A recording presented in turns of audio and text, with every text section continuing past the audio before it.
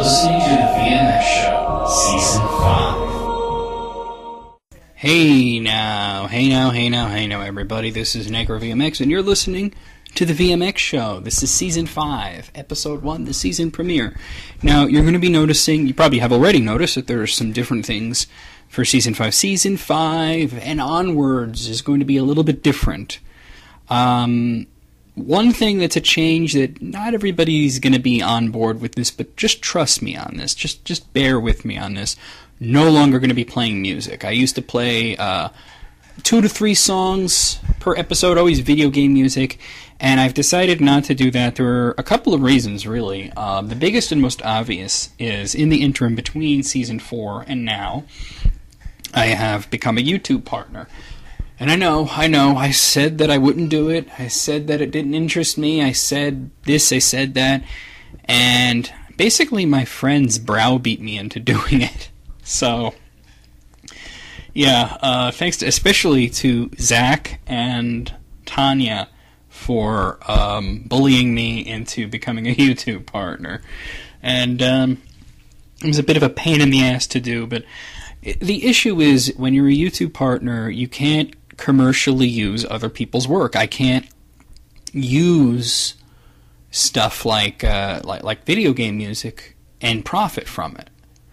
And I had the option of doing these videos and not submitting them as partner videos, because this is part of why I took it, because you could, while the default is for all your videos to be submitted, you can opt out of it per video. So what I'm doing, I could do that and still play music, but the thing is, the VMX show videos take a long time to make. A lot of work goes into them, a lot of effort, a lot more work and effort than what goes into my typical videos of just myself playing games.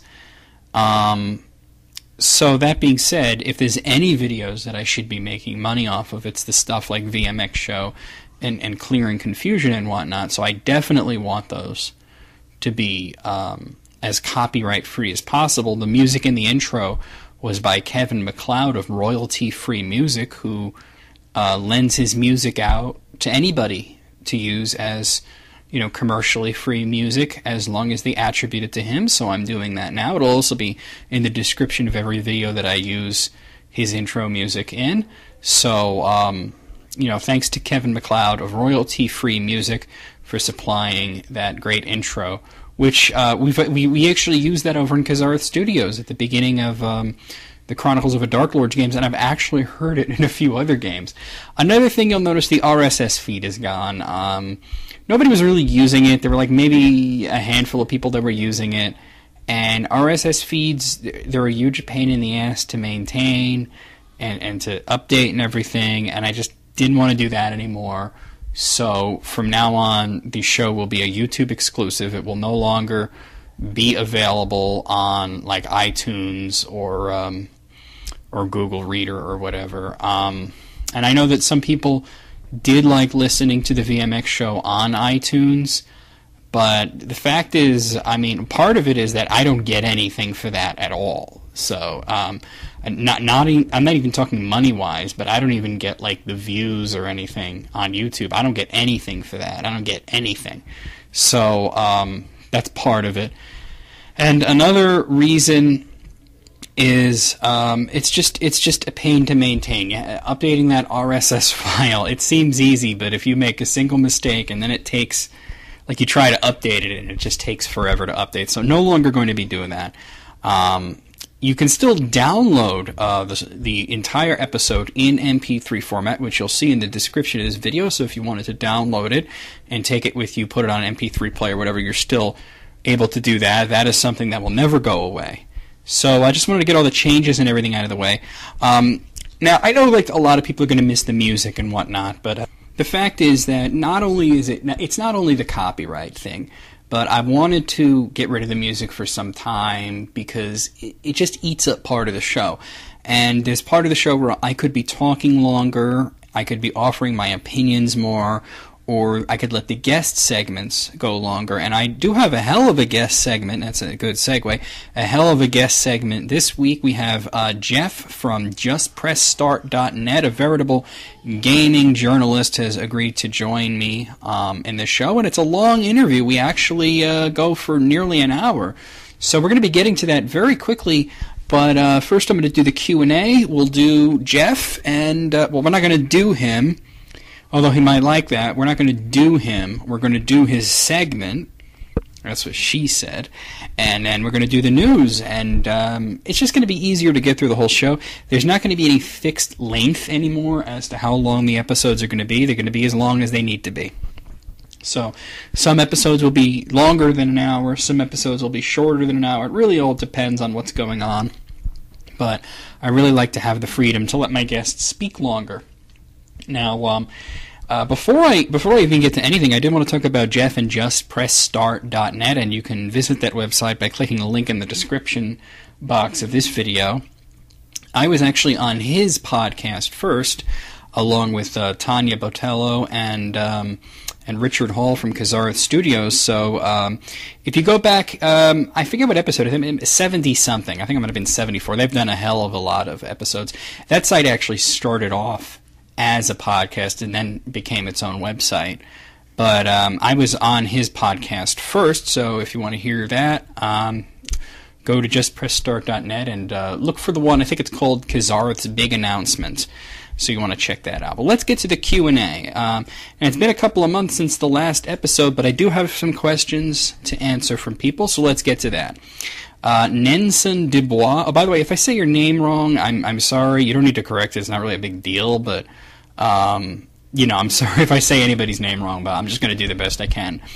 Nenson Dubois said, just saw the season finale of the Necro VMX show. Great show as usual. How do you feel about GameStop and other non-online game retail stores pulling their retro stock of games? I myself am displeased, but then again, other places like Play and Trade serve the supply. Well, Play and Trade is worthless. I mean, they have older games, but it's always going to be in a very limited selection and at rather high prices, really, that you could just find them much cheaper online. I just, they opened the Play and Trade near me, and I tried to support it, but they were just a huge pain in the ass.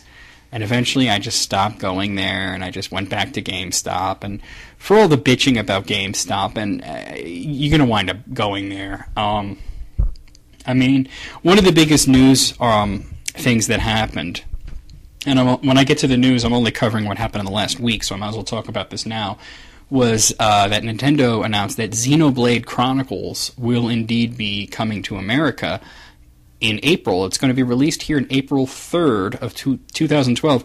It's going to be a GameStop exclusive, though, and there's some people bitching about that. Oh, I hate GameStop. I got to go to GameStop to buy it. You're going to buy it there anyway. Seriously, what, you're going to go to Walmart and buy it? Give me a fucking break. Everybody likes to bitch about GameStop, but you still use them. I myself am guilty of this. I did a video called Fuck GameStop. Not because I hate GameStop, but because I was pissed off at them at that moment. But I got over it. You know what I mean? I got over it. I still go there. I still buy 90% of my games there. So, of course they have to get rid of the older stuff, or they need to make room for the newer stuff.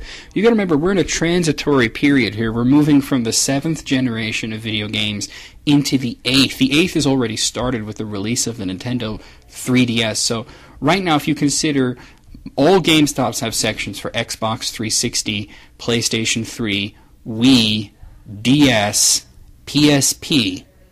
Some still have sections for Game Boy Advance. Well, actually, no, they're all gone. Game Boy Advance is gone. But some still have GameCube. And a lot of them still have PlayStation 2.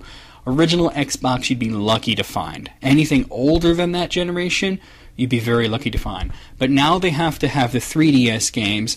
Very soon they're going to have the PlayStation Vita games. And then not too long after that, they're going to have to bring in Wii U games, and then whatever the next Xbox is, and whatever the next PlayStation is. So it's going to be this thing where they're having to create new sections. They're going to have to get rid of some old ones. So it's a normal business decision, and really, retro games are wonderful, but if you want to buy retro games, it's so much better to do it on eBay or Craigslist than to go to GameStop, because they're not going to have the selection that you need, because all the good games were already bought. You understand? So, there's that too. Okay, so let's move on. Almighty Santa says, "Hey, Nick VMX, here's a question I was going to ask for the Nick VMX show, but the season's over." Oh, well, the new season started, so I'll answer your question. What other people do you watch doing LPs on YouTube? And this is strange to say, I'm not really like a huge LP fan. I don't really... a lot of people are surprised to hear this, that I don't sit around watching LPs all the time. I watch Armageddon Time stuff. I watch Mega Gray's stuff. I watch video games' stuff.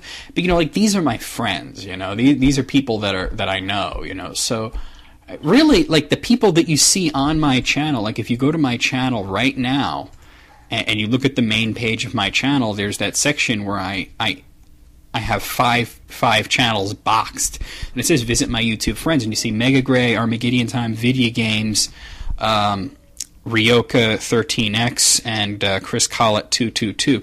Chris Collett, I don't watch his stuff. I'm not actually subscribed to him, but he's a friend of mine, so I put him on the box. But I'm not like a huge thing. I try and I don't know. I do LPs. I don't need to watch too many of them. Like, even the people that I do watch, I don't watch, like, all their videos. I don't have time to watch them all. Moving along, Master Lover of Ganja says, if you were to pick the song to be played at your funeral, what song would you choose? I'd probably choose either Always Look on the Bright Side of Life or Angel of Death. Okay, you wouldn't want Angel of Death. Do you know what that song's about? It's about the Joseph Mengele from Auschwitz, from the Nazi war camps, the concentration camps. You wouldn't want that to be played at your funeral. I would go for either. I know what I would go for. Definitely, it would be A Tout Le Monde by Megadeth. Uber McPhailsauce says, what band do you think should have a Guitar Hero Rock Band game made about them? Even though it would never happen, I'd love to see Guitar Hero Led Zeppelin. You're right, that would be awesome, and you're also right, that will never happen. They are so loath to license their music out to anything. They don't even let their music be used in movies. It's a very rare occurrence for that to happen. So that being said, let me actually answer your question here. I'm still holding out for the Rush game. I had this theory that, you see, in Guitar Hero 2, the last song... That's a bad example. No, it starts with 3. In Guitar Hero 3, well, it's actually kind of confusing what the last song in Guitar Hero 3 was, because the last full song you have to play is One by Metallica, but then you have to do the guitar duel against Lou, and you have to play The Devil Went Down to Georgia. But it's not the full song, and it's a guitar duel thing, so I say the last song was One by Metallica, and then there was a Guitar Hero Metallica. And then in the fourth Guitar Hero, which was World Tour, the last song, if you're playing the guitar campaign, was, help me out here, Hot for Teacher by Van Halen, and then they did Guitar Hero Van Halen. So in the fifth Guitar Hero, the last song was the Rush song, The Spirit of Radio. So I'm holding out for this Rush thing, and I know the closest we had is probably that they had 2112 in the sixth Guitar Hero game. I hope they do a seventh, because I do enjoy that series. Let's see, moving along. I never had to say this guy's name. Is it Tu Doratus or is it I Doratus? Whatever. Doratus says, great season, man. Thanks for taking the time to do it. It's always been very entertaining. Well, you're welcome. Circulation 211 says, what is your favorite Coen Brothers movie? And also he says Quentin Tarantino with a question mark. I assume he's asking me also what my favorite Tarantino movie is. And I'm going to go ahead and answer that one first because that's a much easier one. Actually, it's not easy, but it's easier. I'm kind of torn. Part of me wants to say it's Kill Bill, specifically the first part, although I do consider it all to be one movie. I'm not the first, the second part I prefer. I like the second part better. But I do consider it to be like one movie, so I don't know about that. But then there's another part of me that says, oh, well, I like Pulp Fiction really a lot. That's one of my very favorite movies of all time. As for the Coen brothers, I don't really like their movies. I hated Fargo. I don't understand, like how that became like a huge thing. I hated The Big Lebowski, and most of their other movies I haven't seen because they just don't interest me. I know that True Grit seemed like it might have been pretty good, and that got very good reviews. But honestly, I'm not a fan of the Coen brothers. So sorry to say, I'm a big movie fan, but the Coen brothers just don't do it for me. Uber McPhailsauce asks, what is my favorite Tenacious D song? I think mine is a tie between Kickapoo and The Metal. Oh, definitely Kickapoo. Definitely Kickapoo. And if I was to say there's another one that's close, I'd probably say Fuck Her Gently. That's a really funny one. Dyslexic Gamer just posted for your show. I'm not sure what he's going at there. Video Game says, great season, Necro. Can't wait for the next one. And things you have planned for the time in between. Well, I hope you enjoyed all those things, and I hope you enjoy the new season. Lemur Kong says, hey, Necro, since there have been a lot of crossover fighting games lately, which would you want to see happen? Well, it'll never happen, but I mean, obviously, and this is a duh moment for everybody, I want to see Street Fighter versus Mortal Kombat. So that's what I want. Dave Cornfan says, great season. Looking forward to Season 5. I was wondering, are you hyped for Skyward Sword, or will you be too busy playing Skyrim? Personally, it's going to be hard for me to choose between the two. I might just lock myself away in my room and finish Skyrim in a week so I can play Skyward Sword. Oh, maybe the other way around. Jeez, you get Skyrim in a week. You're not getting any of the experience there. I gotta say, I can't. I just have no interest in the new Zelda game. It doesn't look appealing to me. It looks dull and contrived, and it's sort of like I look at it and it's just like, been there, done that, and it's I'll probably eventually get it, and I'll probably enjoy it, but for now, between King of Fighters 13 and Skyrim and Batman Arkham City, all these other great games, even other stuff on the Wii, like Kirby's Return to Dreamland. There's so much other stuff to play that I'm just not feeling this whole Zelda thing right now. Let's see. That person's an idiot. We're going to skip over that one. Happy Dude 2626 says, you might have answered this already, but who is your favorite comic book hero? Who is your favorite X-Men? And also, this may be really random, but speaking of the bride in Mortal Kombat, would the mask be a good idea? Okay, wait. Let me read this again to make sure I have it right. Speaking of the bride in a Mortal Kombat. Oh, I remember. I was talking about the bride from Kill Bill would make a cool character for Mortal Kombat. And would the mask be a good idea? If they did like the mask like the comic book mask, not like the movie mask, I think that would be a cool idea. Favorite comic book hero, it's Green Lantern. X-Men, oh god, I can't stand the fucking X-Men. So I'm just going to say none of them. They all suck. Let's see. Moving along. Neddlebox says, have you ever tried the Zelda spin-off game, Freshly Pickled Tingle? No, I've never played the Tingle game. It's not in English, and I don't like Tingle, really. I think he's a dick. So let's see. Let's move on. This one got marked as spam. Let's see. Is it really spam? No, it isn't. Stop marking things as spam if they're not spam. I'm just going to hit the not spam button. That's from Hashling Slasher. Thanks for reading my comment on your show. Sorry, my time was off for the screaming. Lol. Alright, I forgot what he's referring to. Let's see. Doug911 help says, cool show. Thanks. There's a couple of other people talking about stuff. I think they're talking to each other, so I don't know. So that's it for questions and answers. Let's get Jeff in here. We're going to bring Jeff in from Just Press Start. Interview starting right now. And I'm here with Jeff Ortloff of JustPressStart.net. How you doing, Jeff? Hey, John. What's going on? Great to be here. I'm glad to have you on. For anybody wondering, I was on your podcast, which does it have a name or is it Just Press Start? It is Just Press Start at JustPressStart.net. You had it right. Yep, and it was me and Tanya and Richie from Kazareth Studios, and we had a lot of fun, and I thought, let's have you on the VMX show. Well, I really do appreciate that, and we're looking forward to having you guys on again when episode 2 gets closer to launch. Oh, definitely. And I was actually talking to Tanya earlier today, and I can't tell you anything about it, but it's that going to be so different from episode 1. There's so many new gameplay elements to talk about. I'm very much looking forward to it. It's going to be sweet. I mean, one thing that I think you do know about is that we're going to have like a system instead of using different weapons. Everybody's going to have their own weapon. You're going to upgrade it throughout the game.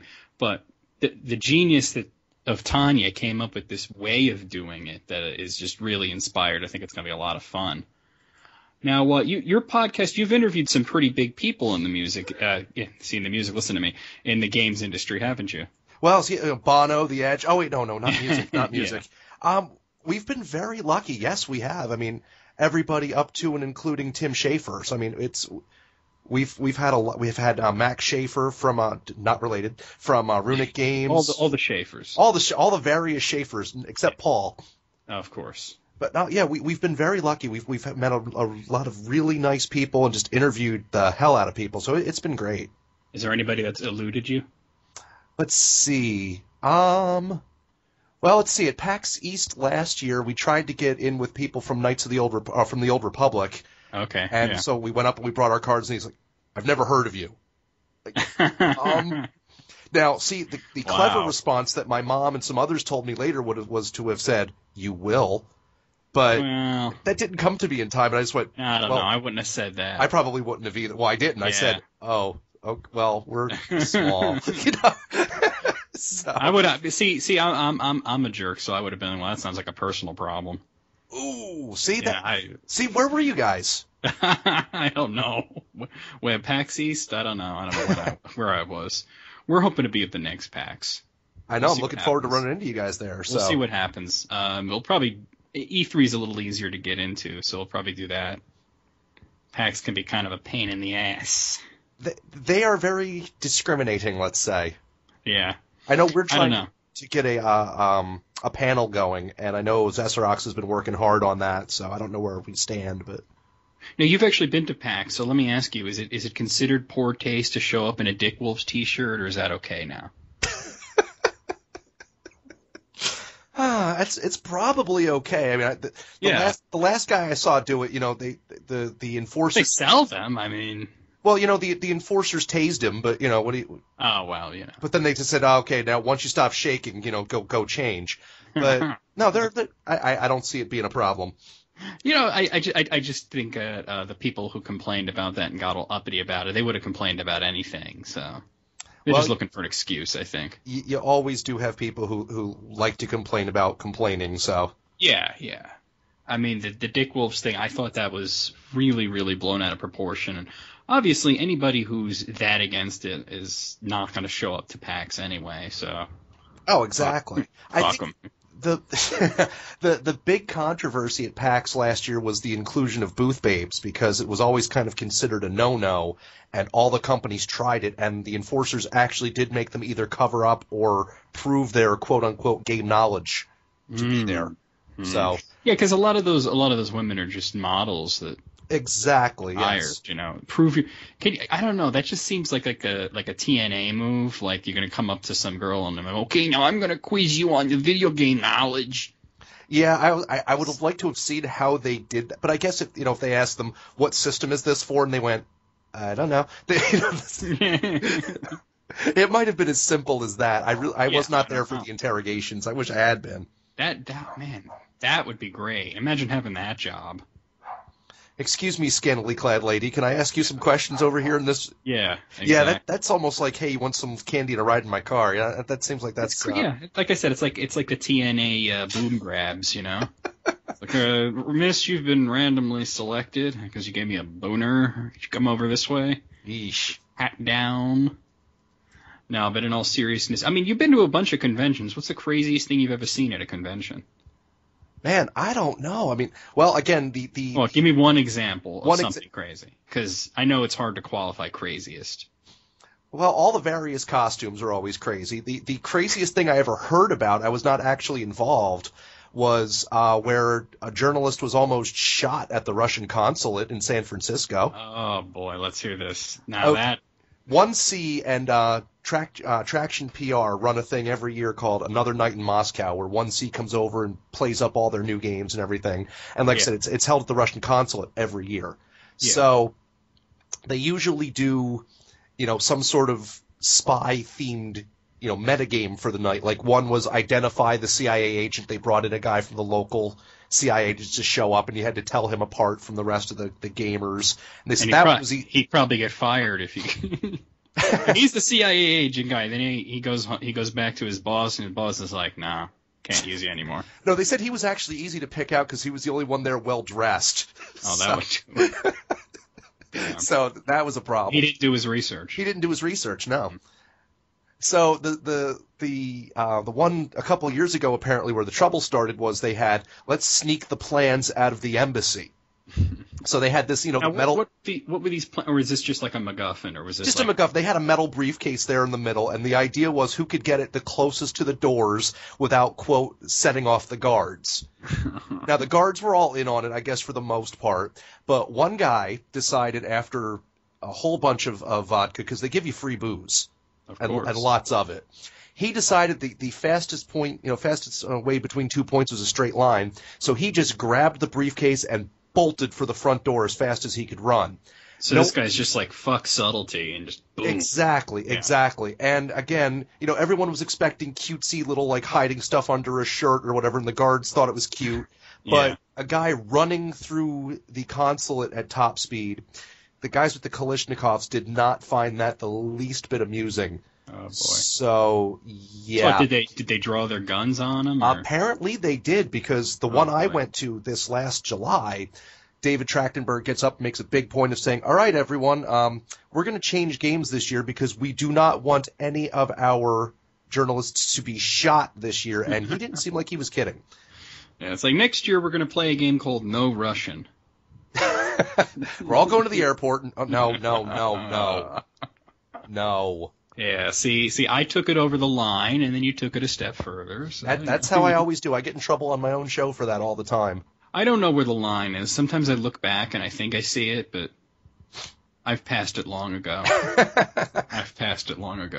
Well, that's quite all right. Yeah, I mean, that whole No Russian controversy, that was, to me, that's amusing.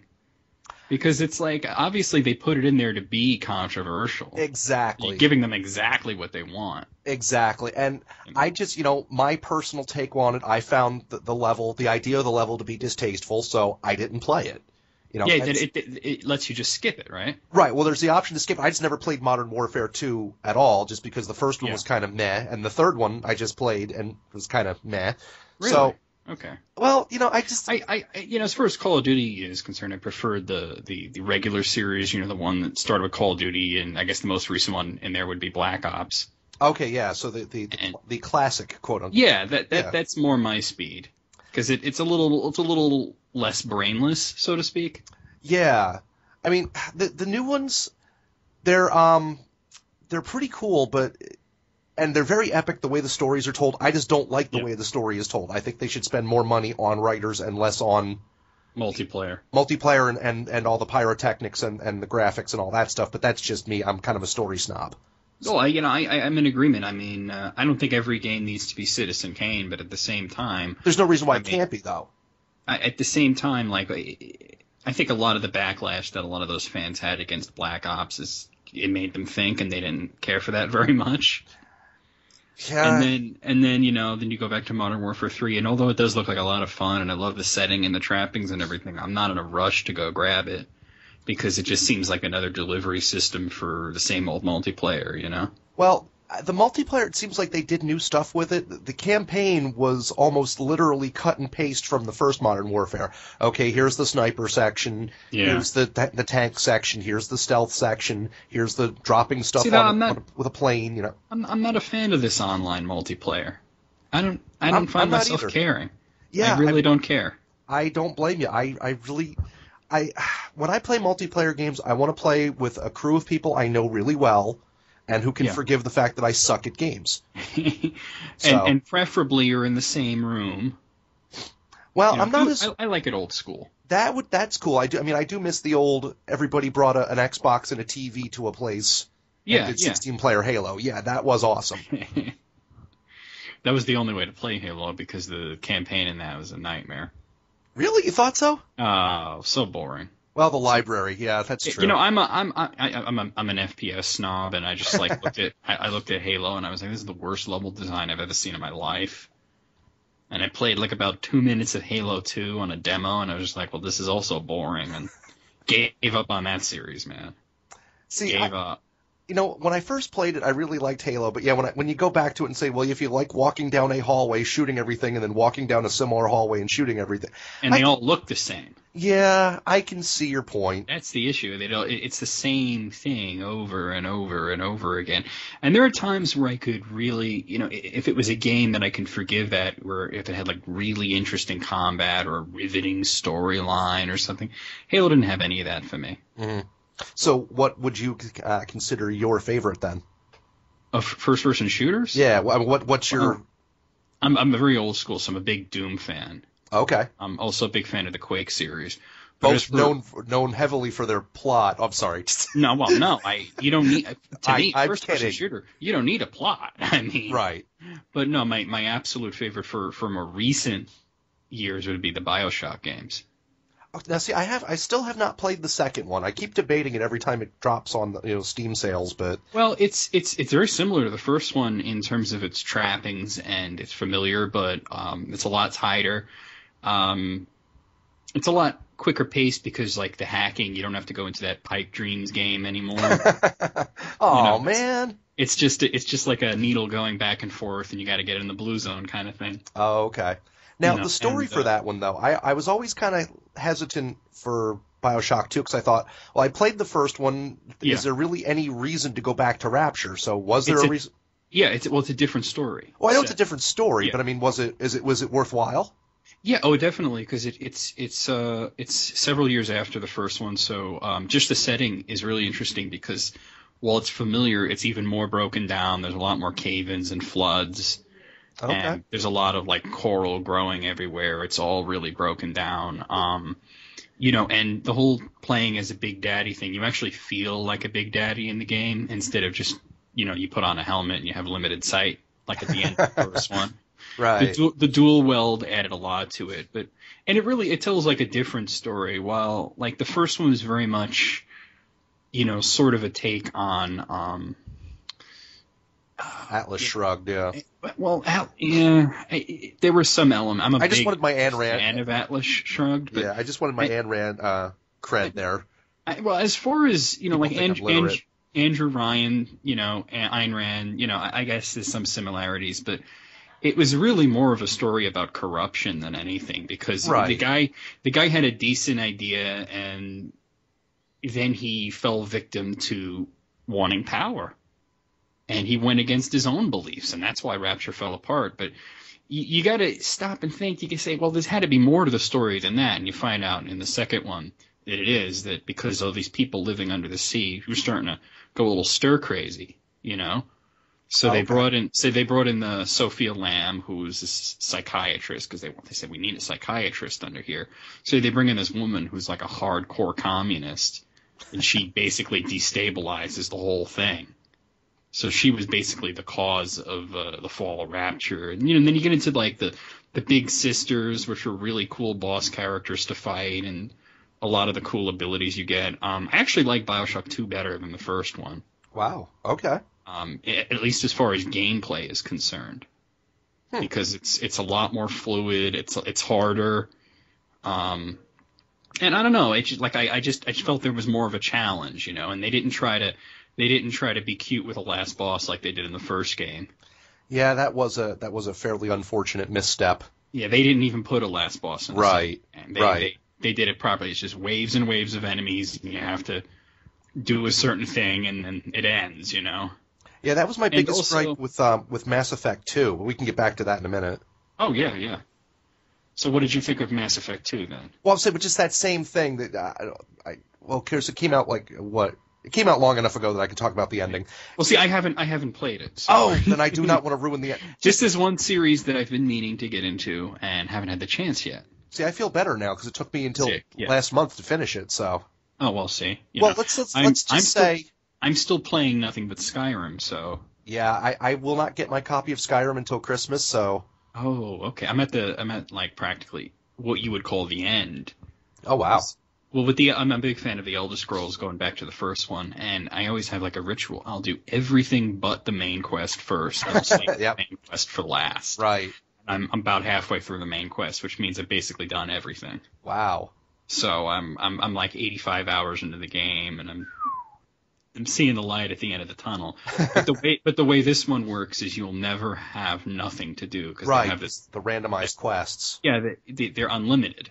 They just keep coming. I think that's fantastic.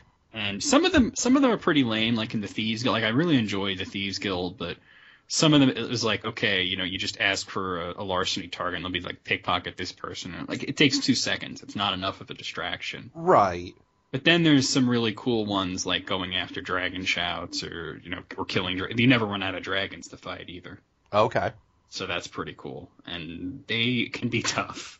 Yeah, I've heard that. I'm trying to read and listen to as little as possible about Skyrim so that the whole like I didn't read any of the previews this year, even though I am in the journalism racket, quote unquote, because I wanted it to be a complete surprise when I see it to just kind of experience it from that. Which is a tough thing to. It really has been. High-profile game. It has been, and I've not been completely successful, but. Well, I won't spoil anything for you. I did have like a minor spoiler for myself when I bought the game. The guy who sold it to me at GameStop, he had gotten it at midnight and played through the beginning part of it.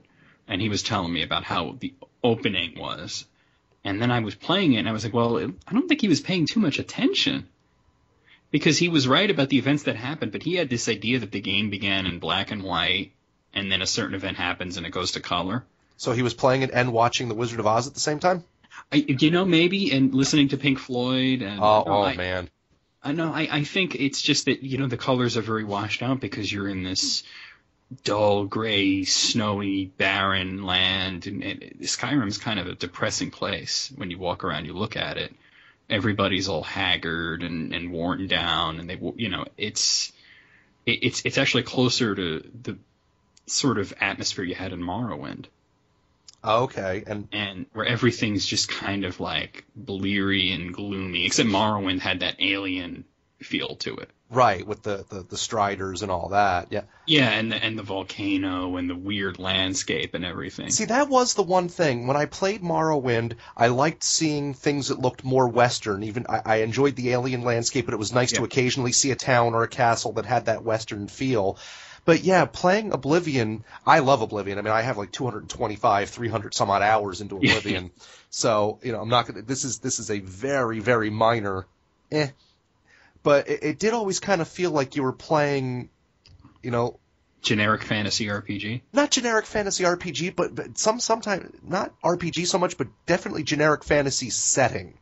Yeah. It felt like I was playing with my mom's, what are those called? Those models of the, like you buy, you get at Christmas, the little Dickens Village Christmas kind of things. Yeah, the dioramas. Yeah. Yeah.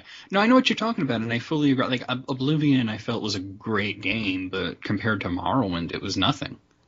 Exactly. Because they made a lot of improvements to the gameplay and the system and everything, but I felt that everything was so bright and cheerful, and it looked like like ancient Rome or something, and I didn't get that feel that I was in a fantasy world. Yeah, it didn't feel as much like Tamriel as it felt like, okay, we've transported this version to England. Basically, yeah.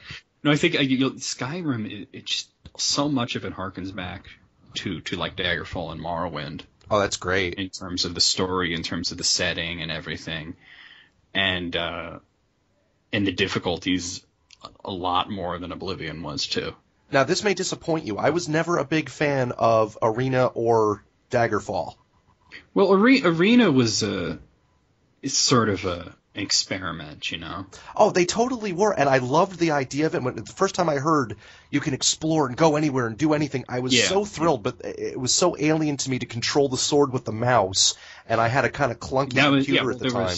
there was no keyboard control at all in that game. Right, and I was not used to that, and again, I had a clunker of a computer, so it didn't respond very well. Yeah. And I just couldn't get into it. It always really disappointed me. So I'm glad that it finally switched over to Morrowind and Oblivion and so on. Yeah, Daggerfall, there's actually I don't know if you heard about this, but there's a fan-made movement now to remake this game from the ground up in a more modern engine. It would still retain that classic graphical look, like the pixelated look.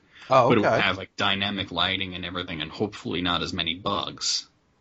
That would be amazing. I would definitely be. Because if you remember when they released Daggerfall, it wasn't even completable without a patch. I had heard that. That's right. Yeah. I do remember that now. There was a reason they called it Buggerfall. So. So I wonder if it'll be along the same lines as the Oblivion total conversion. I cannot think of the name of it right now. Made by people in Germany. Oh, I haven't heard of that. I know that there was good. some people. There were some people who were doing some amazing things with Morrowind, but I hadn't heard. There's one for Oblivion. I'll have to. Nehrim, it's called Nehrim. Okay. And I mean, so they set it in a different world. They did they prettied up the graphics. They added every patch they could, but they wrote an entire story, and it's supposed to be. The little I saw of it, it's incredible. So it's worth checking out. And as far as bugs goes, Skyrim's buggy. Yeah, that's why I'm kind of glad that I'm playing it now. Buggy. Yeah. Oh, I mean that I will be, because now some patches are out. Yeah. So. Well, I mean, the latest patch, the 1.3 patch that just came out the other day, it did fix a couple of quests that were stuck in my journal that wouldn't go away, and. Okay. But there was a few things that I noticed that are still not fixed, and. Yeah. It's just that's the Bethesda thing, and I think Oblivion was sort of like a little stitch in time that'll never happen again, because that was a very non-buggy game. It had its bugs, but it wasn't like Bethesda buggy. Yeah, and we talked about it on our show, and people have been debating it back and forth. I'm still a little annoyed that the PR person for Bethesda, John Hine, I think his name was. If I'm wrong, I apologize. I think John Hine works for the Howard Stern show. Yeah, I might have the name wrong. But he came out with, basically his response to it was, "We're getting to it, calm down." Yeah. And, I understand that, but, if I bought a shirt, and people said to me, well, the game is so large, and you have to expect that. And my thought is, if I buy a sweater and a sleeve is missing, and they say, oh, well, about 6 months from now, our knitters have been so busy, they'll stitch that up and mail it to you. Just calm down. I don't know if the difference is you could see the sweater before you buy it. True. I think the thing with Skyrim is that they were very beholden to a certain release date. True. And I think that probably the most grievous errors happened on the PlayStation 3. I heard about that. I mean, I feel so sorry for anybody who's got that version. And I gotta say, they shouldn't have released it on PS3 at all. They should have waited. And because if you remember with Oblivion, it was released initially for PC and 360, and then about a year later for PS3. Because it's a completely... I mean, Xbox is easy to work with. I know these guys are working on the PC versions, and then they port them. You use that XNA framework between PC and Xbox 360, it's like the same thing. Whereas translating a game like that to PlayStation 3 is difficult. It takes time. Oh, so exactly, yeah. I think you have to sacrifice that really cool, 11/11/11 release date, and they should have released it probably sometime in 2012 for PlayStation 3. Well, one of my co-hosts, Jen, we talk about it at work all the time, and we were saying, if because at the same time, either delay the release, but if and I'm sure they knew from a year ago, by the way, we're releasing this 11/11/11. That is hard and fast, and that's how it's going to go. Yeah. At some point, don't you have to tell yourselves, hey, we need to step up because, there's definitely issues here. I mean, we've got to step up testing. I think the problem with the PlayStation 3 version is that these severe bugs only happen when your save file gets over a certain size. The memory. So they may not have known. Well, I thought they would only because they had the same issues with they didn't, but Obsidian had the same issues with Fallout New Vegas. Yeah. Well, I guess like you said though, they didn't develop that. Right, they didn't develop it, but I mean, certainly they've worked together. It was the same engine. You think they might have talked to one another and said, It's not the same engine though. That's true. That's a good point. No, Fallout New Vegas was the Gamebryo engine. That's true. That is true. And that was the same engine they used in Morrowind, so I think it was time to say bye-bye to that one. Oh, exactly. I mean, this has been around for a long time. And then I looked. Did you play a game this year called Catherine? I did not, but I heard a lot about it. Well, it was very good. Okay. I do recommend it. But it uses the Gamebryo engine, and I thought for such a bizarre choice, because it's a collection of cutscenes, and then you have the block pushing stuff. Okay. And I'm like, it's basically like Qbert in 3D with like a whole bunch of romance stuff and then Sumerian mythology stuff thrown in there. It's the craziest game I've ever played, but it was addictive. And I'm like, why would they use the Gamebryo engine for this? Is the engine that they used for Fallout 3. Like it didn't seem that involved. So sometimes it's weird when they make engine choices. Let's talk about Just Press Start for a little bit. The website's doing pretty good, right? It's doing much better, yes. And now, when Tanya told me about it, I had it confused with just Push Start. Yeah, I can. Do you get that a lot? I don't, because I know that. No, but I mean, do you get a lot of people who confuse the two? Actually, not that many. Okay. Because we've had the Just Press Start name for a couple of years. We only had the site for a year. Yeah. But we used to be on what was called Firebrand Radio. We were an offshoot of that Zeserox used to own. It was a radio station he owned. And we started the show from that, and then we decided that the show was getting too big on its own, and we needed room to be able to put up reviews and this, that, and the other thing. So we branched out to the site, and then we saw that there was actually, I think, back in the day, another Just Press Start, which we didn't know about until afterward, but I guess they went belly up or disappeared or whatever. And did they have the .com domain? I think we were more concerned with the .com, you'd have to talk to Zess more about this part of it, but I think it was more about being a business, and we wanted to just see how it went as a hobby, so we did the .net for it, so that way because we weren't sure if we were going to try and become a pay site. There's no difference between the two. There's really not. It's just really that, people think of .com a lot, exactly. And sometimes having that .com is useful. It makes you easy to find. But I just wondered, since you guys didn't have the .com, if that other Just Press Start had it. I don't know that they did. They might have. But as far as I'm actually gonna see where that goes right now. Let's see. I'm kind of curious myself, so I'll let you do it, because my connection is always tenuous at best. I have a crummy cable. So yeah, it goes to hugedomains.com. So it's justpressstart.com is for sale for $1,495 if you want it. I think that might have been part of the other reason why we didn't do that.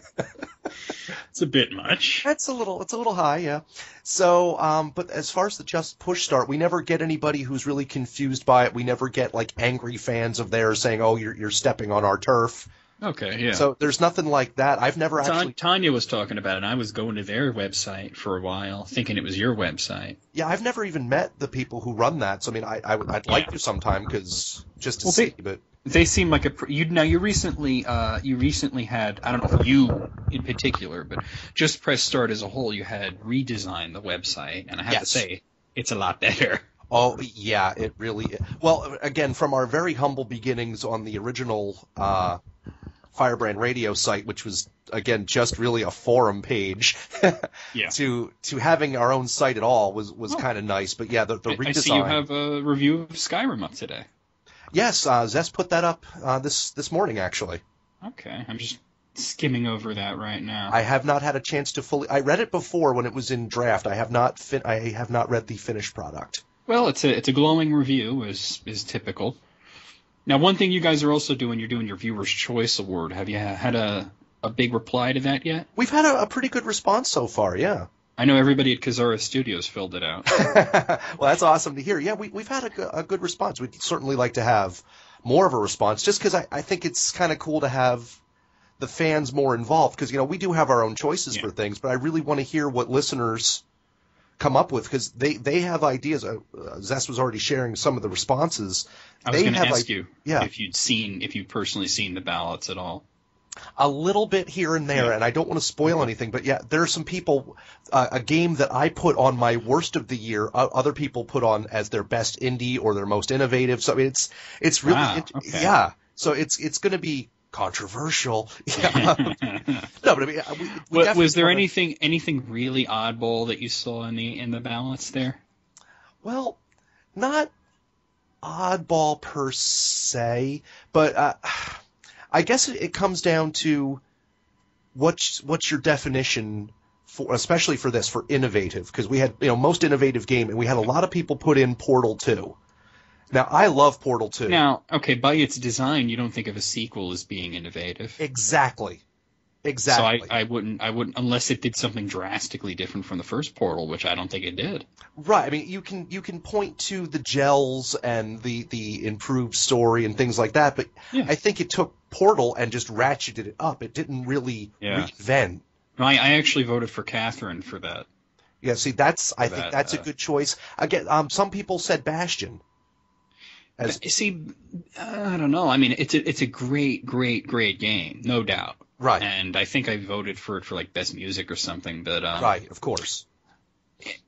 As for innovative, Andrew, one of our new guys over at Kazareth, we're still growing. He said the other day, Bastion is Diablo with a narrative gimmick.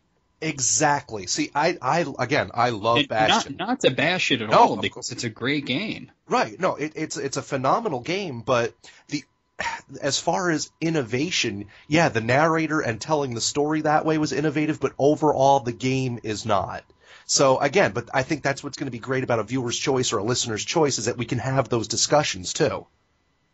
Because people also wanted to say Bastion for best indie, and I'm still on the fence about that, because yes, Supergiant is an indie studio, but they were published by Warner Brothers, so that I think that's a whole show topic, is what's an indie. I think indie developer is what counts. See, I think it's an argument. It's a great thing when an indie developer makes a game and it gets picked up by a really big publisher and becomes really popular, like Bastion has. Right. And, really great for them. But I don't think that takes anything away from it, because it was developed with the indie structure and the indie spirit. Exactly. And up until PAX, I think, PAX East, they didn't have that Warner Brothers. Exactly. They were shipping. They were selling it however they could. So, yeah. But I think it makes for an interesting topic. Are they? What's an indie? Obviously, Kazareth is an indie. Yeah. Well, you know what I voted for best indie game. Oh, yeah, Binding of Isaac, right? No. Oh, wait. There's something you might have been involved in, maybe. What? This little game you might have heard of called Chronicles of a Dark Lord. I might have to disqualify you guys for that, but no. Kidding. Well, I'm not only the art director, I'm also a fan, so. As am I. I'm going to have to, like I said, people will have to listen to the show to hear my thoughts on that, because you may be surprised by the answers. Or you may not. I don't know. I think I'm definitely gonna want to be tuning in to hear what the results of the viewers. Are you calling it, what is it, viewers' choice? I'm looking on the website right now. I'm having a hard time viewers' choice. I'm starting to wonder whether it should be listeners' choice, but whichever. Here it is. It is viewers' choice. Viewers' choice on the site. Yeah. It's your radio show. But it's meta, because we can view things on the site. Maybe I don't know. I don't know. Yeah. That's weird. Yeah. But I'll tell you. What's up with that? I was gonna tell you what I voted for, but it won't bring up the categories for me anymore. Probably because I already voted. I think that's exactly why it is. Yeah. Well, Skyrim Game of the Year. I already told you, Chronicles of Dark Lord Indie Game of the Year, Catherine Most Innovative. I think I enjoyed the worst game ever. Not often that you get to vote on worst game. Okay. What did I put? Hulk Hogan's Main Event for the Kinect. Ooh, a solid choice. Yeah. I think it's the only game I've ever seen Game Informer give a 1 for. And keep in mind, Game Informer exists to sell games. Exactly. Now, see, I tried to stay away from games that I have not played. Yeah. So, yeah, I couldn't give wait a minute. Did you actually play Hogan's Main Event? Oh no, I wouldn't go anywhere near a Connect, but just the concept of it. Oh yeah, okay. It makes me, as Tanya would say, it makes me want to vomit my sanity out of my eyeballs. You guys really got to stop doing that because you keep vomiting up sanity. You're not going to get this game finished, and that's going to upset me. Oh, it'll be finished. As a matter of fact, sometimes we get a blockage of sanity. Ooh. You have to expel it. Oh, a sanity purge. So that the game can flow through you, you know? Okay. Sometimes you have to do that. Do you have somebody who cleans all that up? It's Chris's job, isn't Chris it? Waglin. Oh, poor Chris. He just comes by floating like a Keiko demon, just opens his mouth and sucks it all up, you know? Oh. Well, you saw the new... Oh, you have. Have you seen the brand new Waglin monster, the one that's going in the Xbox version? I have not. Actually, I think you have. Actually, it's his status. Oh, wait, yes, yes, on yes. Facebook. Yes, I did see that. I remember I promised him that I'd make one, and when it came to the enhanced edition, Tanya made one for him. Okay.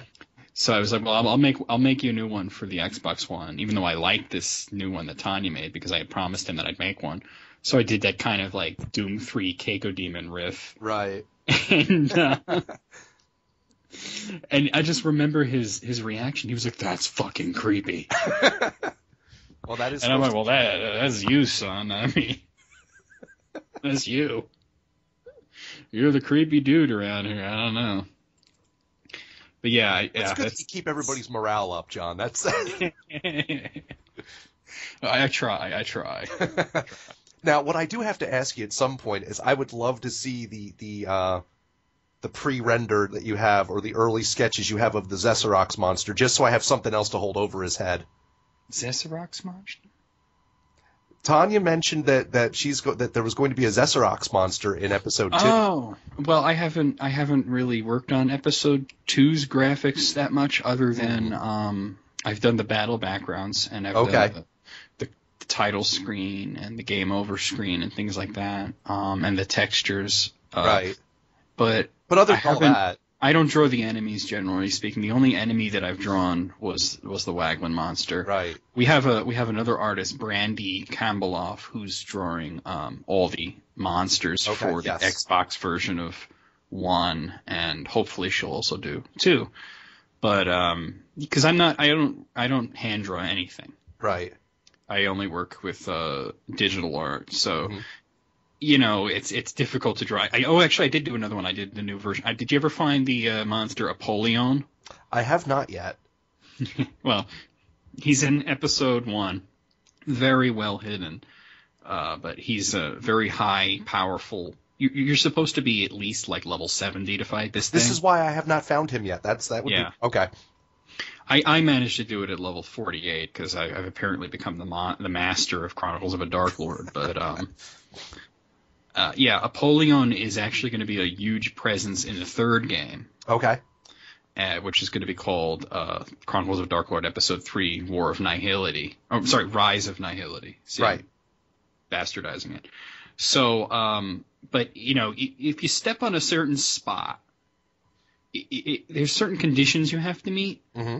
But if you step on a certain spot in a certain space and, you know, it'll say, you know, I'm not supposed to... you know, be here yet, but if you want to fight me, you can challenge me, and you have a choice. And this thing will pretty much wipe you out unless you're very well prepared. And it's basically, it looks like a swirling vortex. So I did the new version of Apollyon for the Xbox version. Very cool. You know, see, like I said, I try to stick to, like, I've been doing the special effects, like all the spells and stuff like that is what I've been doing. Yeah, you showed me some of the animations that you were working on, so that was pretty cool.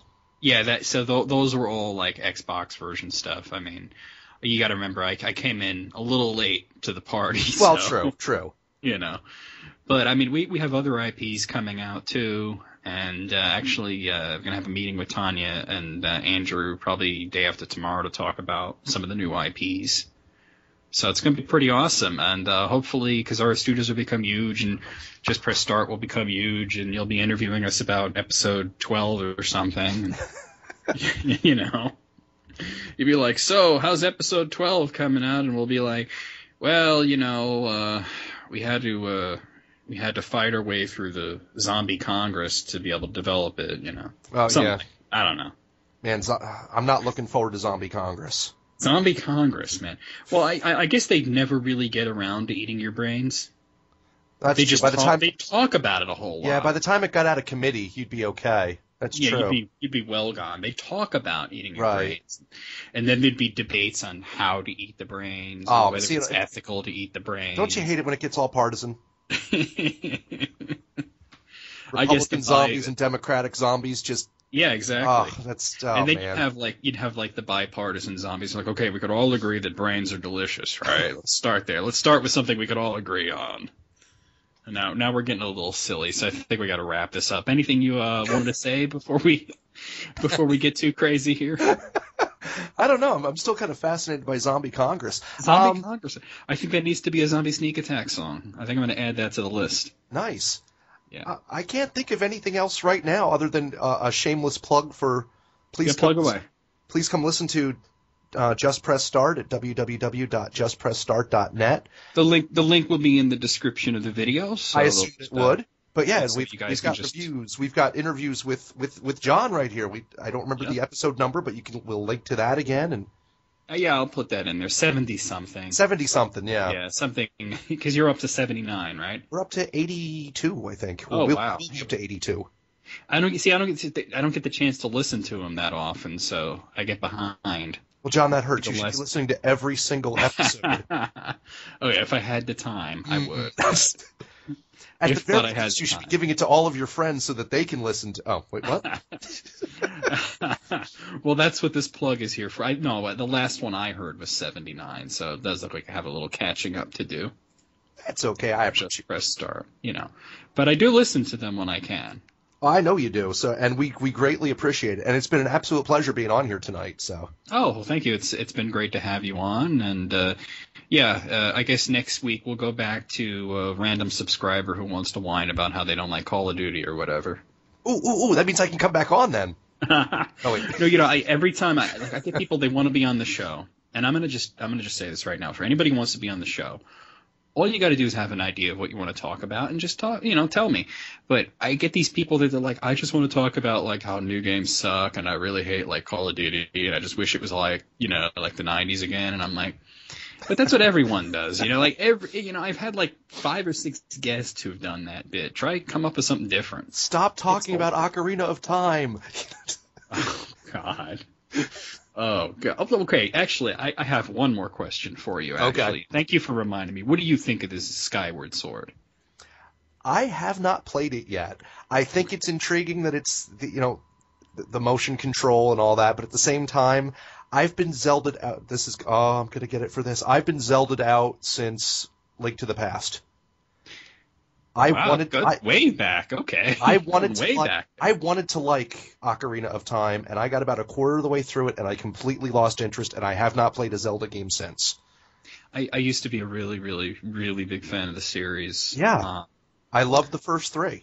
And for me, the pinnacle was Wind Waker. I thought, wow, this is like one of the best games I've ever played. This is awesome. I hope they continue in this direction. Mm-hmm. And I played Twilight Princess, and I was like, okay, that was good, but it was sort of a step backwards, Yeah, we're going in the wrong direction. And I played the DS ones, and I was like, okay, well, these are handheld games. They're kind of quirky, but they're still fun. And I see this Skyward Sword, and I'm just like, man, I'm just not feeling it, man. That's exactly it. Because I'm still like the other. To give you an idea how much I've lost interest, and it's a shame too, because again, I loved the series. Yeah. I was at a store the other day, and they had Twilight Princess for $6. And I stood there and I debated it and said, I'll come back later and see if it's still here. Was that a Wii or GameCube? Wii. That's not worth it then. Exactly. Gotta play it on GameCube. Gotta play it on GameCube. Yeah, I don't have my GameCube anymore, unfortunately. But yeah, but you could still play it in the Wii. That's true. That's true. But you could use a controller. I don't mind the motion controls, but for me, like it's a role playing game. It's a kind of game you sit down, you play for a few hours. I don't really want to be waving my hands around that long. You get tired after a while. Plus, and I hate to sound like I'm bagging on the graphics, but I'm about to bag on the graphics. The graphics suck. Yeah, they do. I saw somebody playing it at Best Buy up in Albany last week, and I was just like, I said, oh. Oh, that's what it looks like? Oh. I've seen beautiful, beautiful games on the Wii. I'm not knocking the Wii's graphics. I'm not one of those people who's trying to play it on an HD TV or nothing like that. Right, of course. But it looks like an N64. Yeah, I wanted to say that, but then I'm like, is that going too far if I say N64 quality? But that's what it looks like to me. Wind Waker looked better to me. It absolutely did. Twilight Princess also looked better. Yes. Twilight Princess had that really dark and gritty and realistic look, and Wind Waker had that timeless, cartoonish look that'll never age. That's why I was really hoping when they put Link in the Soul Calibur games, I thought, wow, that's the kind of dark, edgy, that's the way I want Link to look. And then they went back to the other way, and I'm like, oh, guys, no.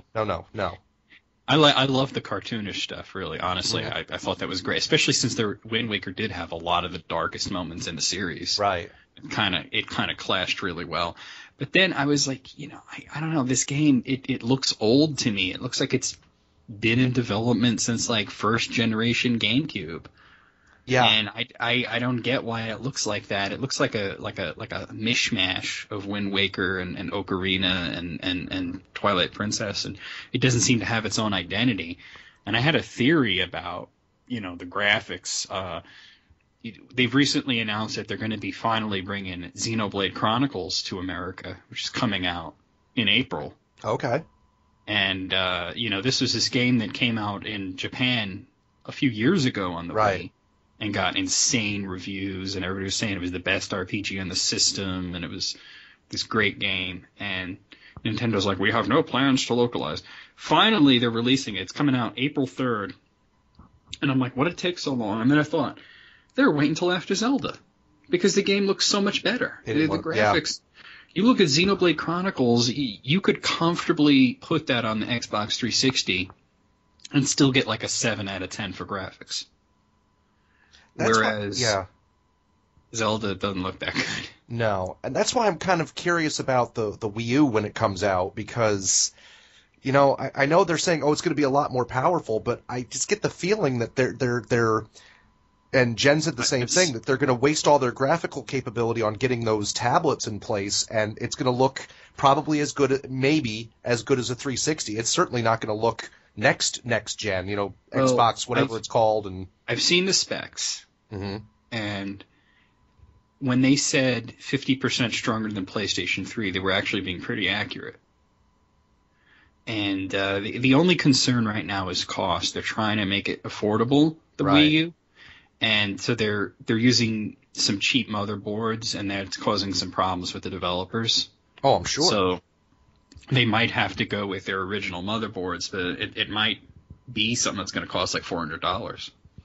Yeah, it's I don't want to say I got burned on the Wii, because what I do use it for, I still enjoy.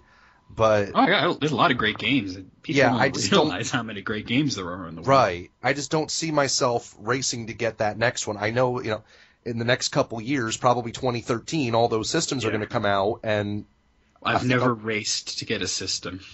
I learned my lesson on that. Yeah, I mean, I got the last time I did that, I got the original Xbox the day it came out.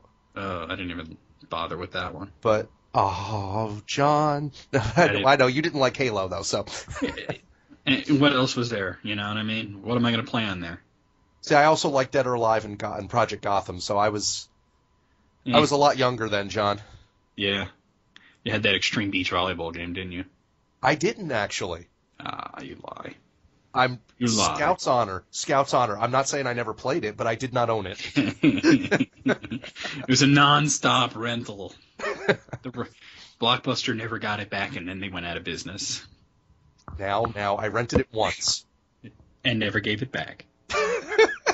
That's what I'm saying. Yeah, you got it. Never gave it back, and then the video store closed. You just ignore the calls from the collection agency, because seriously, who cares? Because that's all there is to it. I do enjoy me some fake jiggle physics as much as the next red-blooded American male. I can't believe it. Well, I guess I could believe that a game like that exists. I can't believe that it's sold. Of course it's sold. I don't know. Dude, if Rumble Roses sold, that was going to sell. You go on the internet and you can look at real women. Well, and then they actually do take their clothes off. See? And it's not going to cost you $60. But, that's right up there with the guys who are always fascinated by Lara Croft. So, it's... I never understood that. We had a guy... I used to work at Electronics Boutique way back in the day.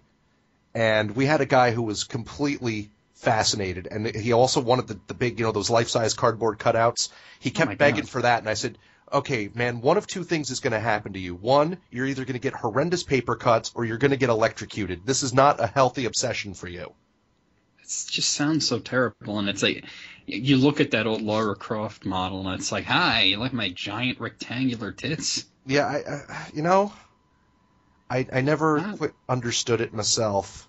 Yeah, if a woman had a figure like that, she'd collapse. Her spine wouldn't be able to hold her up, and she would probably poke holes through the floor because she was very spiky. Yeah, it's true. Because everything was a triangle on PlayStation 1, so. So it's like a Mega Man X weapon. Like, you got the drill tits. Drill tits.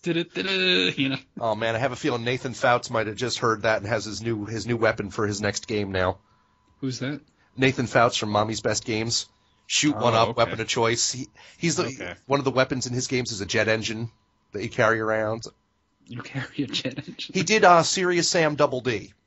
Oh, all right. Well, so that's a pretty ridiculous game. Yes, so. It is. And like I said, he's got the so new this version. Guy's like the king of overkill here. Yes, like you said, he designed the character that had the 2 bombs strategically placed that she carries around. Yeah, so Nathan's probably... Okay. Yeah. Okay, well, he can have that idea. The drill tits. Should be like, come here, give me a hug. God! Oh. And thus a cutscene is born, see? And then the guy's like dying, he's like, it was worth it. Why do I get a sneaking suspicion you're going to dash this off in a note to Tanya that she's immediately going to rip up, but you'll still, hey, just in case, we have this. She wouldn't rip it up, though. She'd like, oh, we'll put that in the developer's room or something. Did you find the developer? Oh, no, you couldn't have found the developer's room. Because you have to fight Apollyon to get in there. No, I have not yet. If you get into the developer's room, you can actually fight Tanya. I remember you told me about that, and that it's blatantly unfair to fight Tanya. Well, she has attacks like developer get in, and you won't like this. And, yeah. Yeah, she'll even if you're level 99, you're not going to win. Mm-hmm. You're not going to win. Her stats are maxed out. It's a joke. It's supposed to be a way of just like, okay, well, you've really, really beaten the game now if you found this, so game over. So there are things you should not be messing with, mortal, that kind of. Yeah, and I asked Tanya, like, is there even like a scripted event for if you do beat Tanya Botello, or does it just crash? And she says, yeah, you get a few potions, and I'm like, oh, that's funny. All that, and here's an elixir. Yeah, here's well, it's like the kind of potion that raises your stats, and I'm like, you'd have to have your stats maxed to even stand the snowball's chance in hell, She gives you a wooden sword. Here you go. Oh, that would be funny, or a mop or something. Yeah. Like, here maybe you could smack somebody with this. I don't fucking know. Yeah. All right, well, we really got to go because I meant to keep you on for about 40 minutes. We're at an hour now, so. But the new VMX show, new season 5, we're not going to do that thing where every episode is the same length. We're just going to, whatever it needs to be. So some of them will be short. Some of them will be short. Some of them will be long. Depends on what's going on that week. Depends on the guest and how interesting they are. Obviously, Jeff was interesting. Why, thank you. I appreciate that. If you come on and you want to bitch about Call of Duty, I'm going to rush you off in 5 minutes. Just a warning. I don't care.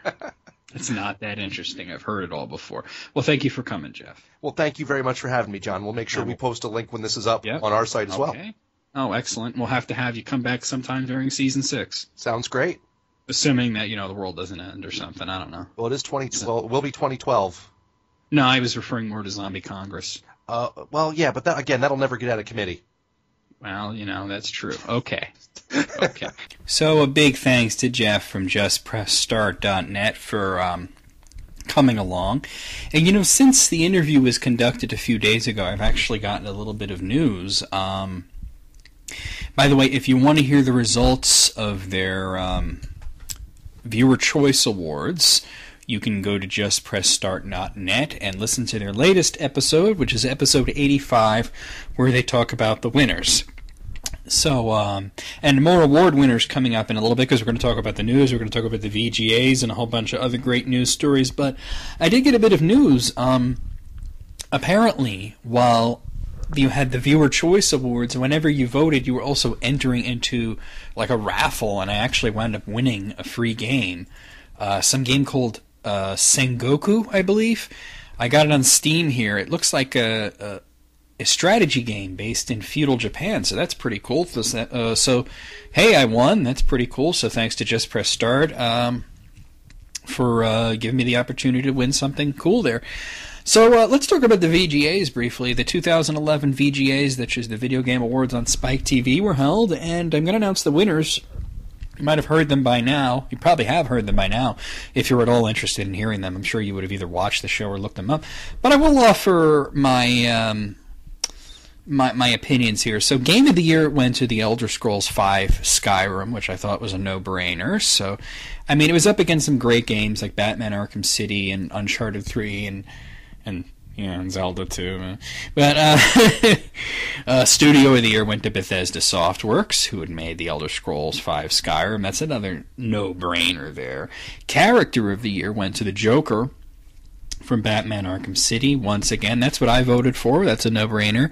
Special Gamer God Award went to Blizzard Entertainment. Personally, I haven't liked anything that they've put out, so I don't give a shit about Blizzard Entertainment. Best Xbox 360 game went to Batman Arkham City, which that was an obvious one. I mean, it was either going to be that or Portal 2, and I'm glad Batman won. Best PlayStation 3 game went to Uncharted 3 Drake's Deception, which sounded about right. I was kind of hoping that Little Big Planet 2 would push through and win there, but Uncharted, I mean, that's a great series, so that's a pretty obvious one. Best Wii game went to The Legend of Zelda Skyward Sword, which, I mean, I don't know. I mean, it was Epic Mickey was an okay game. Kirby's Return to Dreamland. Then there was another game called Lost in Shadow, which I haven't even heard of, but I might have to check it out,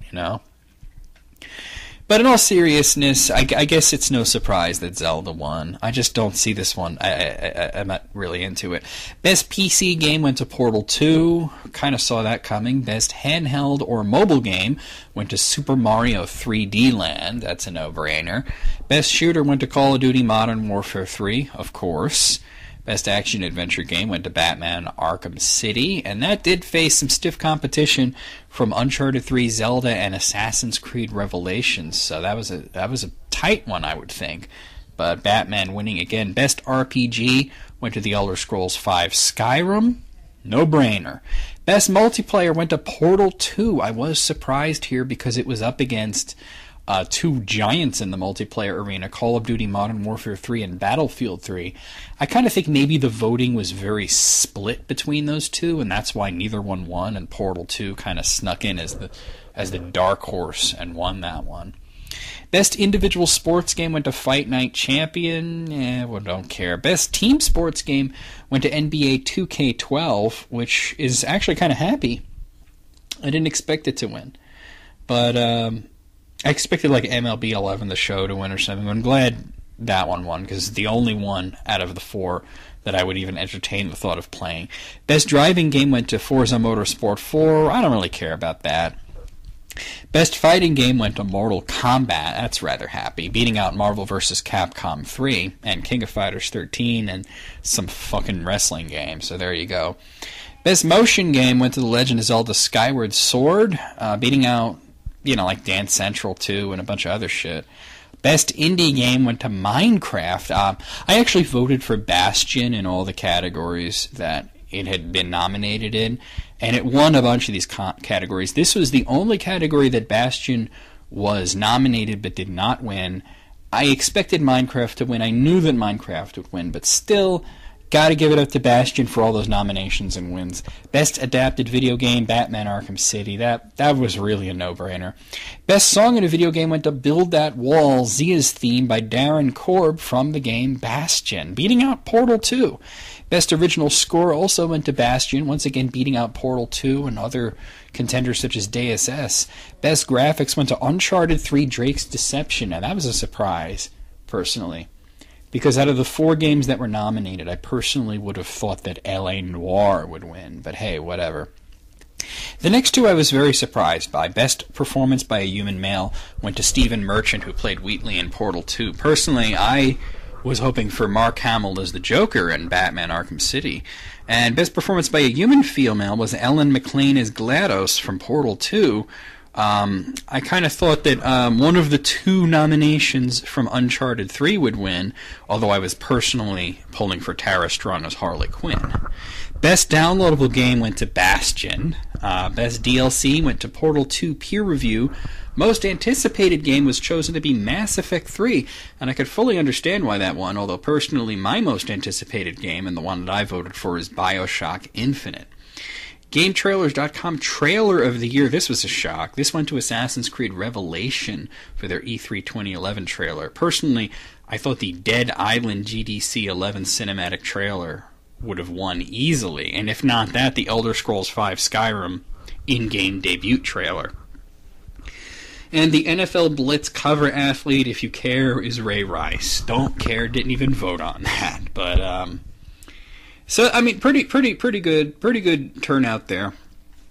Nothing amazing, a few surprises, but normally it was exactly what you'd expect, not exactly anything new. I do have some news for Nintendo downloads, so let's bring that up.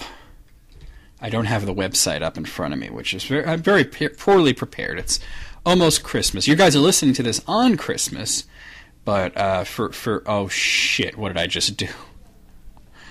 Oh, crap, I fucked it up. Okay, give me 1 second here, guys. I'm trying to go to a website, and I accidentally changed my YouTube channel to that horrible new design. How do I change it back? I've done this once before. Good gravy. Alright. Well, oh, God, it looks terrible. In the meantime, let's talk about the new releases on Nintendo's download services in the past few weeks. We had 3DS Virtual Console Blaster Master Enemy Below from Sunsoft for $4.99. That was the sequel to Blaster Master. I believe it was originally on Game Boy Color. On DSiWare, you can get Elite Forces Unit 77 from AV Light for 800 DSiWare points. And also for DSiWare, it's Just Sing Christmas Volume 3 from DDT Entertainment for 200 points. Also on DSiWare, Wurjong Arcade from Magellan Interactive for 800 points. And on WiiWare, we have Carmen Sandiego Adventures in Math, A Lady Liberty Larceny. Try saying that 10 times fast. That one's from Game Lion Studios for 600 points. There's a WiiWare demo out there for Paint Splash, and that is, of course, a demo, so it's free. This new YouTube design, I gotta say, okay, there's things I like about it. There really is. I like the new homepage. I like the new subscriptions module. Even though it seems that some people are having issues seeing all their subscriptions, it just works a little bit differently. But for the channels, it's just awful. Here we are, switch back to the old channels design. What a ridiculous idea to do it like that. Alright, I had accidentally done that. Okay, so let's move on with other news. Now, a Vita game, I have a lot to talk about with the Vita. The Vita came out in Japan. It's going to be coming out in America soon. Now, interestingly, this applies definitely to the Japanese releases. I'm not sure whether or not this applies to the American releases, but apparently Vita games will not have manuals. There are reports from Japan that Vita games do not have manuals. There is a slip of paper in the spot where you'd expect the manual to be, but it's just the kind of thing that tells you, don't eat the game, don't drop it in water, seizures, blah, blah, blah, yada, yada, t-shirt. Don't know if that's going to be a thing that's going to happen here, personally. I can understand why they'd want to get rid of manuals. I know they want to go all digital, save a few trees, save some money, more importantly. But I don't know. It's a part of gaming culture, and I'm kind of old school, so I kind of bemoan its passing, Some bad news for Square Enix. They got hacked. Their member services were hacked.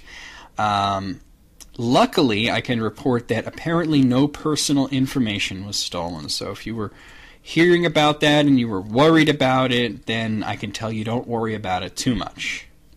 And now that I got my shit together more, I do have more Nintendo downloads, now that I'm not wrestling with YouTube. So here's more stuff downloadable on your 3DS or Wii console.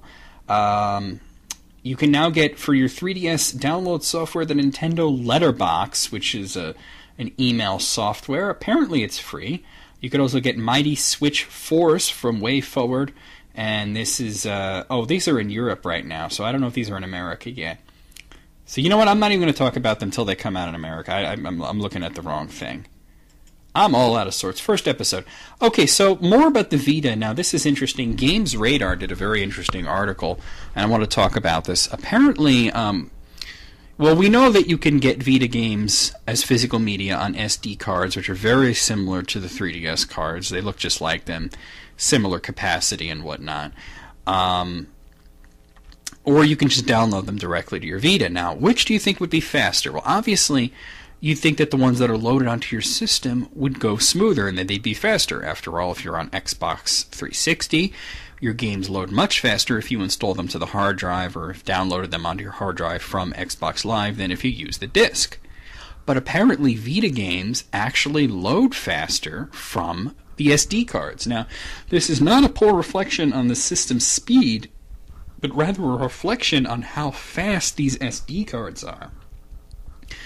So, way to go for Sony there. For fans of Devil May Cry, at least the old school series before the newer and better reboot. I don't know how better it is. I'm just being funny. But there is a Devil May Cry HD collection, which is coming out. It will be coming out in America for both Xbox 360 and PlayStation 3 for $40. It will have Devil May Cry 1, 2, and 3. Apparently, it will also include the special edition version of Devil May Cry 3.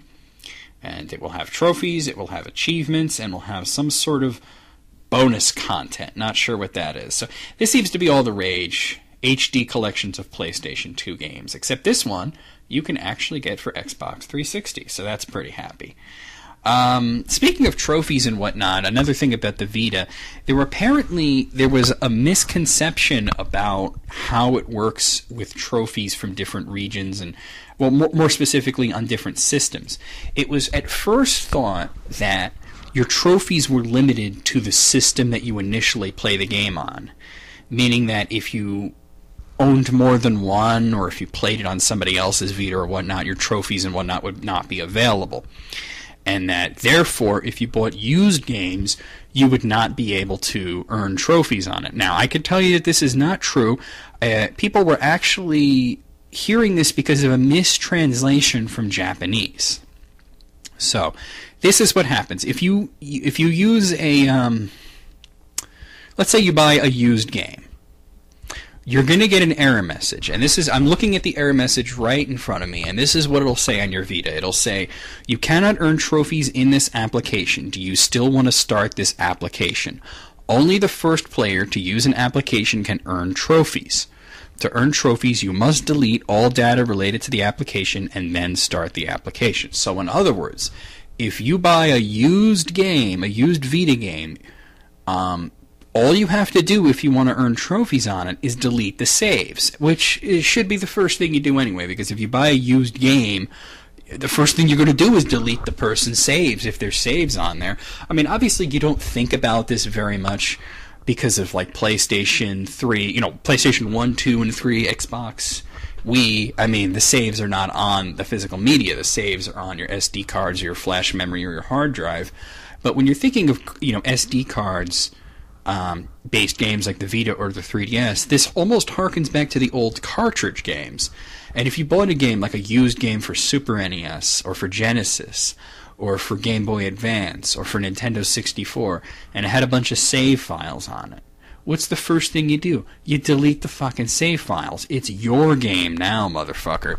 So that's the first thing you do. So you basically, if you buy somebody's fucking like Vita game and they're like 2 seconds away from getting some super awesome trophy, you can't just log in, play for like 2 seconds and get the trophy. You have to earn it, which I think is absolutely fair. So, once again, kudos to Sony for doing it right and for clearing up a little bit of confusion that happened because of a poor translation from an article in Japanese to America. So there you have it.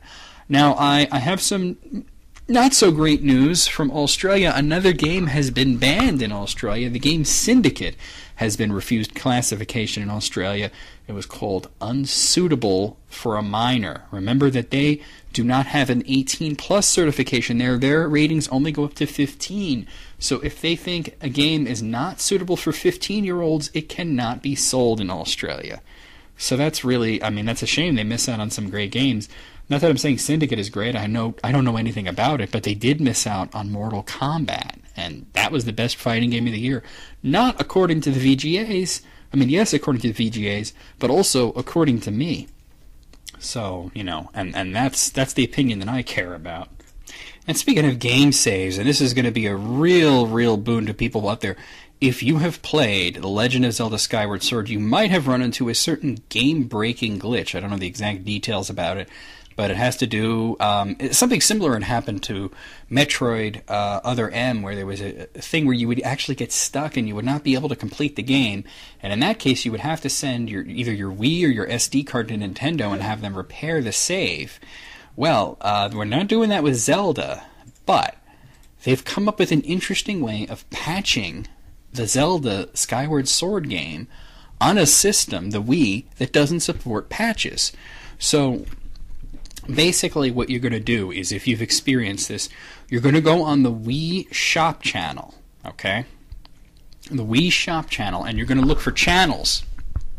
And there's a channel there called the Zelda Data Restoration Channel. It's free, so you don't need to buy it. And you're just going to download that and install that as a channel on your Wii. And that is going to fix your Zelda save. So, now this is not happening just yet. This is coming out soon. So until then, I guess you have to send your Wii there. Or start the game over again. Oh, boy, imagine that. Speaking of glitches and fixes, there's a glitch going around on Xbox Live since the new dashboard is rolled out. Having to do with profile errors. If you experience this, please contact Microsoft. They are working on a fix. Finally, I have the launch titles for the PlayStation Vita. The PlayStation Vita is coming out February 22nd in America. It's already out in Japan. These are the games that will be available day one from Sony. We'll have Hot Shots Golf World Invitational, Little Deviants, Mod Nation Racers Road Trip, Uncharted The Golden Abyss, and Wipeout 2048. PSN titles from them will include Escape Plan, Hustle Kings, and Super Stardust Delta. Sony games coming out within the launch window will include Gravity Rush, MLB 12 The Show, Reality Fighters, and Unit 13. Third-party games coming out on launch day include Army Corps of Hell, Asphalt Injection, Ben 10 Galactic Racing, BlazBlue Continuum Shift Extend, Dungeon Hunter Alliance, Dynasty Warriors Next, F1 2011, EA Sports FIFA Soccer, Lumines Electronic Symphony, Michael Jackson The Experience. Gotta get that on Vita, oh boy. Rayman Origins, Shinobito 2 Revenge of Zen, Touch My Katamari, which honestly sounds like something that a sobbing child would talk about in court while pointing to a doll. Ultimate Marvel vs. Capcom 3, Virtua Tennis 4 World Tour Edition. PSN only titles include Plants vs. Zombies, Tales of Space Mutant Blobs, and that's it. And third-party games coming out within the launch window include Lego Harry Potter Years 5 through 7, Disgaea 3 Absence of Detention, Ninja Gaiden Sigma Plus, Ridge Racer, Silent Hill Book of Memories, and Supremacy MMA Unrestricted. If you want memory cards, they will go for $20 for the 4GB unit, and there are increments that go all the way up to $100 for the massive 32GB one. I guess you'd never need another SD card again, or if you want to put a shitload of PSN games on there, you can get that one for $100. You'd probably never need another one. 32 gigs is a lot for a fucking save card. So I guess if you load it up with PSN titles like crazy, you might fill it up. I don't know. That seems like a lot to me. Well, that's all the news I got for you. So one last thing I'm going to want to talk about. Of course, it's Christmas. So, Merry Christmas to everybody. But not only is it Christmas, it's the last Sunday in December. So, the last VMX show of the year. So, the next episode will, of course, be up on the 1st, actually, New Year's Day. So, that being said, I always try and do this, tell you what games are coming out for the next month. So, let's look at the releases for January. Now, believe it or not, I don't have a lot of releases available, even though it's the end of December. I'm actually looking at a lot of releases for February, but January, it's kind of quiet. Not many games coming out. Of course, more games may be coming out than what I'm looking at, but this is what I have in front of me. So here are the releases. On January 3rd, we'll see the release of Armored Core 5 for PlayStation 3 and Xbox 360. On January 25th, we'll see the release of Oil Rush. That's coming out for Windows, Linux, and Mac. And on January 31st, we'll see the release of Never Dead for PlayStation 3 and Xbox 360. And the two big titles of January, Soul Calibur 5, coming out for Xbox 360 and PlayStation 3, and Final Fantasy 13-2 for PlayStation 3 and Xbox 360. So that's it. That'll be the show for this week. If you have any questions or comments, leave them on this video, and I will address them in the next episode, which will happen next year, of course. If you want to be a guest on the VMX show, please contact me. Not a big deal. All you need is Skype. Don't need anything. Well, you need a microphone, right? But if you can operate a microphone and you have Skype, you can be a guest on the VMX show. So, talk about anything, as long as it has to do, something with video games. So, peace out. I hope you enjoyed the first episode of Season 5. It's a little bit different, but this is the way we're going to be doing things for the foreseeable future. We'll see you next week. VMX out. So no worries, we'll have you back. Sounds good. All right, VMX out.